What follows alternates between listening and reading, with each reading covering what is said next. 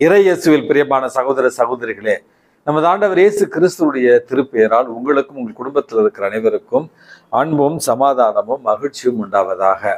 மே மாதம் 2ஆம் தேதி தாயாம் திரு அவை அலெக்சாந்திரியா நகரத்தினுடைய புனித அத்தனாசியூஸ் என்பவருடைய நினைவு நாளத்தை கொண்டாடுகிறது. அன்புமிக்கவர்களே, இந்த புனிதர் வாழ்ந்தது திருச்சபையினுடைய வரலாற்றில் 4வது நூற்றாண்டுல திருச்சபையினுடைய முதுபெரும் தந்தையர்களில் ஒருவராக இவர் கருதப்படுகிறார். நம்முடைய கத்தோலிக்க திருச்சபையில இருந்த தல திருச்சபைகள் தொடக்க காலத்துல 4, அதுல அலெக்சாந்திரியா என்று சொல்லப்படுகிற அந்த தல திருச்சபையினுடைய ஆயராக இருந்தவர். ஆரியூஸ் பதத்திற்கு எதிராக எழுதியும் மறைவுரை ஆற்றியும் கத்தோலிக்க திருச்சபையினுடைய விசுவாசத்தை கட்டி எழுப்பிய ஒரு ஆயர் தான் இந்த புனித அத்தனாசியூஸ் என்பவர். அன்புமிக்கவர்களே, மிக இளைய வயதிலேயே பாலைவனத்திற்கு சென்று தனிமையில இறைவனை பற்றி தியானிக்கிற ஒரு பழக்கத்தை கொண்டிருந்த ஒரு புனிதராகவும், வனத்து அந்தோணியார் மற்றும் வனத்து சின்னப்பர் இவர்களோடு தொடர்பில் இருந்த ஒரு புனிதராகவும் இவர் அறியப்படுகிறார். எப்பொழுதெல்லாம் திருச்சபையில தவறான தப்புரைகள் எழுந்ததோ அப்பொழுதெல்லாம் அந்த தவறான தப்புரைகளுக்கு எதிராக எழுதியும் மறைவுரையை ஆற்றியவர் என்றும் இவரை பற்றி நம்ம அறிகிறோம். இன்றைக்கு நாம் அறிக்கையிடுகிற விசுவாச பிரமாணம் நைசியா திருச்சங்கத்தால் உருவாக்கப்பட்டது. இந்த நைசியா திருச்சங்கத்துல விசுவாச பிரமாணம் உருவாக்கப்படுவதற்கு மிக முக்கியமான ஒரு காரணராக இருந்தவர் தான் இந்த அலெக்சாந்திரியா நகரத்தினுடைய புனித அத்தனாசியூஸ். இந்த ஆயருடைய பரிந்துரையால் நாமும் கிறிஸ்தவ விசுவாசத்துல உறுதியோடு இருக்க வேண்டிய ஒரு வரத்திற்காக இன்றைக்கு மன்றாடி செபிப்போம். அன்புமிக்கவர்களே, இன்றைக்கு நமக்கு கொடுக்கப்பட்டிருக்கிற நற்செய்தி வாசகம் யோவான் நற்செய்தியிலிருந்து எடுக்கப்பட்டிருக்கிறது. இயேசு 5 அப்பங்களையும் 2 மீன் துண்டுகளையும் வைத்து 5000 பேருக்கு உணவளித்த ஒரு மாபெரும் புதுமையை தான் இன்றைக்கு நற்செய்தி வாசகமாக நம்ம வாசிக்கிறோம். அன்புமிக்கவர்களே, இந்த புதுமையை நம்ம பல நேரங்களில் நம்ம வாசித்திருப்போம். இருந்தாலும் இதுல ஒரே ஒரு கருத்தை நம்முடைய அன்றாட வாழ்விற்காக உங்களோடு பகிர்ந்து கொள்ள விரும்புகிறேன். அதாவது, இயேசுடைய இறை வார்த்தையை கேட்டு மெய் மறந்து இருக்கிறார்கள் மக்கள். பசிதாகம் இல்லாமல் இறை வார்த்தையை கேட்டுக்கொண்டிருக்கிறார்கள். இருந்தாலும் நமது ஆண்டவர் இயேசு கிறிஸ்துவுக்கு மக்கள் மீது இருக்கிற ஒரு ஆவலின் காரணமாக இவர்களுக்கு உண்மை ஏதாவது கொடுக்கலாமா அப்படி என்று திரு தூதர்களிடத்துல கேட்கிற நேரத்துல ஒவ்வொரு திரு தூதரும் மன தளர்ச்சியோடு தான் பதில் சொல்றாங்க.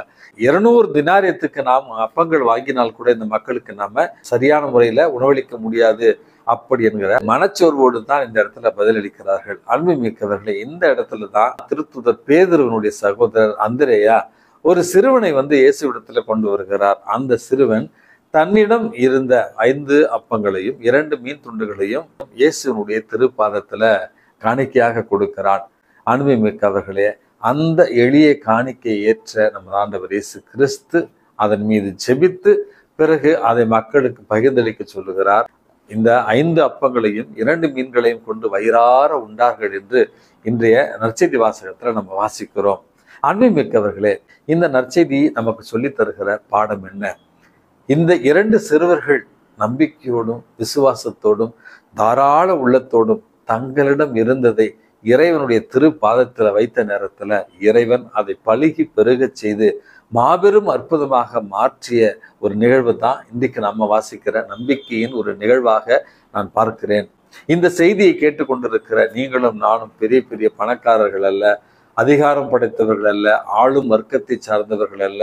ஆனால் விசுவாசத்துல மிகுதியாக உள்ளவர்களாக இருந்தால் நாமும் அதிசயங்களை செய்ய முடியும் என்பதைத்தான் இந்த நற்செய்தி வாசகம் நம்மிடத்துல அழகாக கூறுகிறது.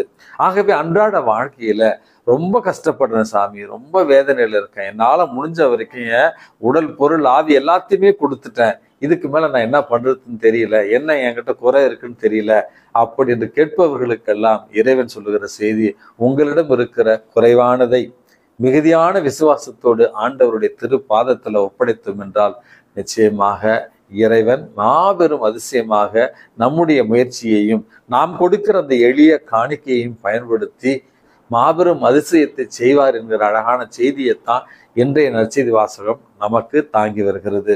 ஆகவே குறைவுபடாத விசுவாசத்தோடு நிறைவான விசுவாசத்தோடு இறைவனுடைய திரு பாதத்துல நம்மிடம் இருக்கிற எண்ணங்கள், நம்மிடம் இருக்கிற ஏக்கங்கள், நம்முடைய சின்ன சின்ன முயற்சிகள், நம்முடைய கடின உழைப்பு இவற்றை காணிக்கையாக கொடுத்து மாபெரும் அதிசயங்களை பெற்றுக்கொள்வோம். எல்லாம் வல்ல இறைவன் தந்தை, மகன், தூய ஆவி உங்களையும் உங்கள் குடும்பத்தில் இருக்கிற அனைவரையும் நிறைவாக ஆசிர்வதித்து பாதுகாத்து வழி நடத்துவாராக. ஆமேன்.